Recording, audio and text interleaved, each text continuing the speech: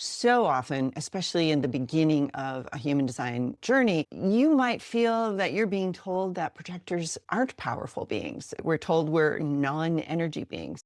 And yet Mhm. for me, it was so clear that the thing wasn't about us not being powerful. It was misunderstanding what our true and genuine power actually was and where it came from and how we can express it. When you think about emergence, it's this idea that this thing arises with its own energy, right? You don't push something out when it's emerging. You watch, you wait, you witness the emergence. And related to our projector design is that this emergence absolutely comes from our stillness. Here is a snapshot of a page in the definitive book of human design. It's the section on projectors. And you can see right here, it says down there on the lower left that the strategy is waiting for the invitation. I don't know about you, but when I first was introduced to that, it just doesn't sound very empowering, right? It's like, oh my God, I have to sit here and wait for someone to knock on my door. Ra-uru-hu, according to his story, he received this information as a revelation. It came through him. He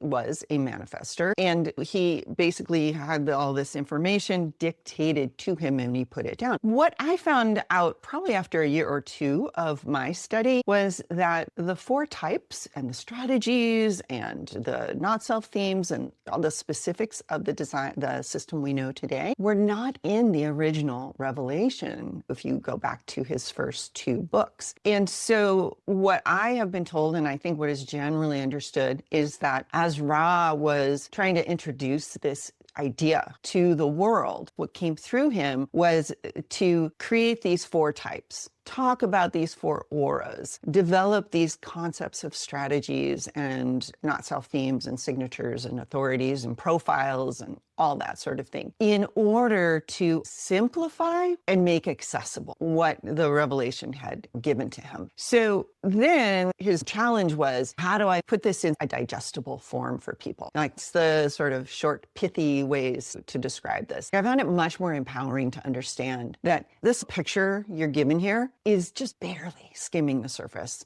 that there's so much more beneath. And it doesn't mean you have to learn everything that's deeper down right away. But for me, I always wanted to be able to introduce or share or support people in their human design journey by letting them know that we're just at the surface right now, but be aware that there is a lot more. So I want to offer that to you, that while we're looking at this surface level, just keep open in your awareness that this is just barely scratching the surface. And one of the metaphors I like to offer is that when we explore human design, we can think of it like going out on the ocean. And if you're on a boat, you're just looking out over the surface of the ocean, and it's beautiful and amazing. And maybe you see dolphins or whales or something come up to the surface once in a while. Then your next step is to start to snorkel. So now you're down below the surface. You still have connection to the air, but you'll be able to visit all the coral reefs and see who's all living down there. And then you can learn how to scuba, and that takes you down more, but then you need very specific equipment and the training to know how to use that equipment. So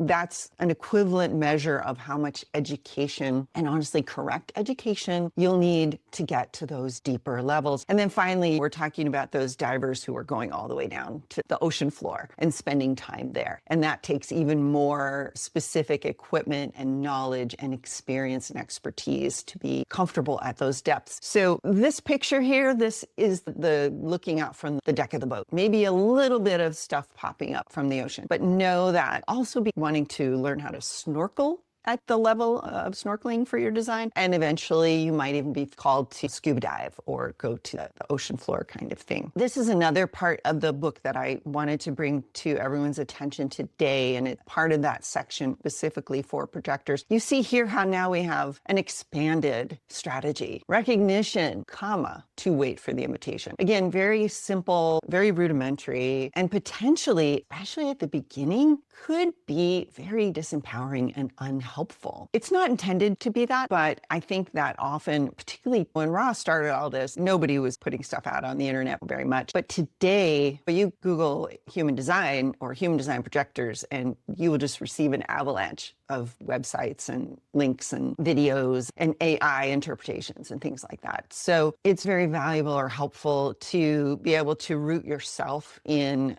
the original foundational material, as well as being able to deepen your particular awareness and recognition of what it's inviting you to see. Because again, these descriptions are just attempt to give you a surface level. So I highlighted that recognition and invitations come from silence. And again, that comes back to that first slide. Emergence comes from silence, from stillness. But when you're new to human design, it's like, what are you talking about? I have so much to say. I know what's good for this other person across from me. I know if I could just tell them, their life would be better. And so I think for projectors, the idea of allowing silence to be a source for decision-making feels very counterintuitive and potentially even a lot of resistance to that idea. However, if you look at the last sentence, when projectors grasp that waiting quietly is a quality of readiness, they can watch their strong aura pull people and recognition to them. There is so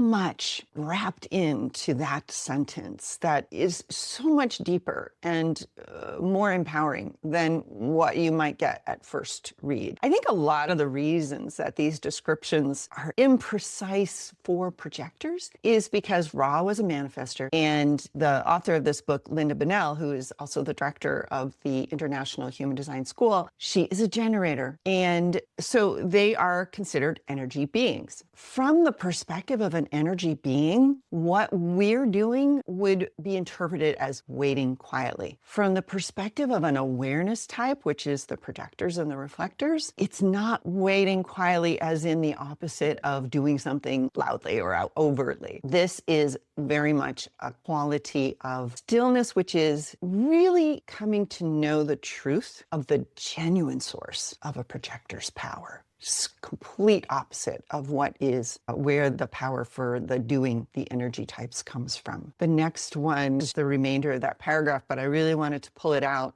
is once we've been recognized and invited correctly. And again, that phrase doesn't even begin to tell you the whole story. What did it take to know that you were recognized and invited correctly? There's a whole palace of information and experience behind that. Once we're able to discern and assess whether the recognition is correct, whether the invitation is correct, our gifts and skills are empowered from this emerging energy. It's even saying here, we're filled up by a transient energy. Again, I would offer that if you consider that this language was offered through the lens of energy types, doing types, it makes a lot of sense. As a projector, an awareness type, it's not as precise to say that I am filled up by a transient energy as much as it is that when I allow the correctness to emerge because I have genuinely recognized and understood my nature, then it's more like this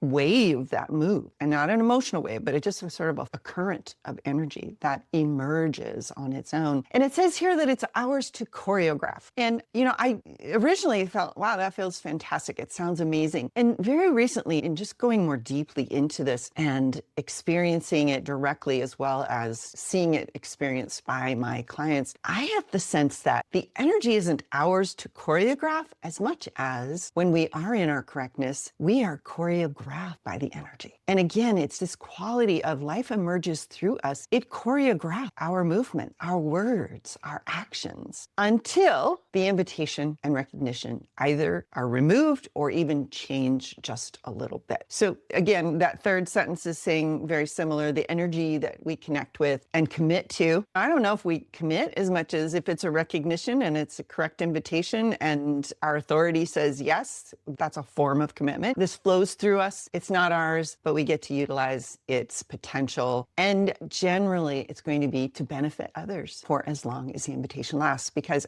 certainly as projectors, we are naturally very interested in the other. But what is not often talked about, and in some places, you'll hear that it's not even correct. But what I genuinely, because I think of particularly of my self-projected authority, is that until we recognize ourselves correctly, then we're not going to be very good at recognizing what we see in the other. We're not going to be very good at perceiving with clarity. We could be very good at having opinions. We can be very good at having thoughts or ideas or perceptions or biases. But when this process moves through us and we are genuinely being recognized correctly and invited, we're able to actually know that the person across from us is genuinely recognizing us, and therefore the outer authority that comes through us is genuinely beneficial to them. When projectors feel starved for energy, we will compromise and settle for an invitation to the wrong energy exchange. Boy, I'm 63. I was introduced to human design when I was 58, and this is pretty much almost 55 years of my life starved for energy, compromising, settling for even the merest sort of distorted, scrappy, meager invitation, just so I could deliver my gifts. But,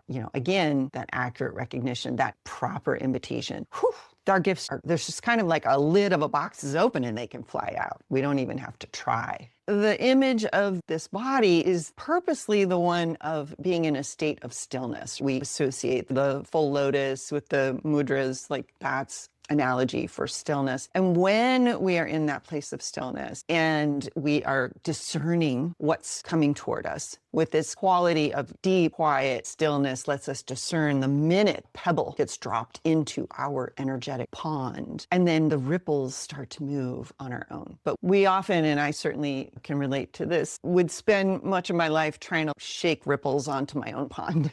Or somebody would throw a stone or a rock and I'd go, great, someone wants me. And I wouldn't even check if it was correct for me. So our wholeness will always emerge from our stillness. And again, if you can leave room wherever you are in your human design experience, leave some space for the idea that what stillness means through the lens of an energy type is completely different than what stillness means through the lens of an awareness type. And yet, every definition we've been conditioned to take in or believe or hold has come to us through an entire society of energy beings, right? So from an energy being's point of view, stillness is like, what? There's something wrong with you. But from an awareness type being, stillness is where we actually renew. It's where we restore our capacity for our power. And that stillness is then the source of our discernment. We have to have that stillness. Otherwise, how can we tell whether an invitation or a recognition are correct? The waves on the pond are rippling all the time. There's just too much motion. But when we have the stillness, then we have access to discernment. And that discernment lets us perceive the recognition. Is this correct for me? Am I being recognized for genuinely who I am correctly? Am I seen for my true nature? And once we do that, that recognition lets us assess whether the invitation is correct.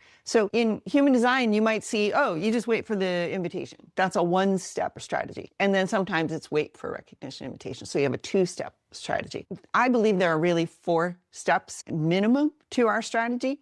And it starts with stillness, creating discernment in order for us to have the recognition that allows us to assess the invitation correctly.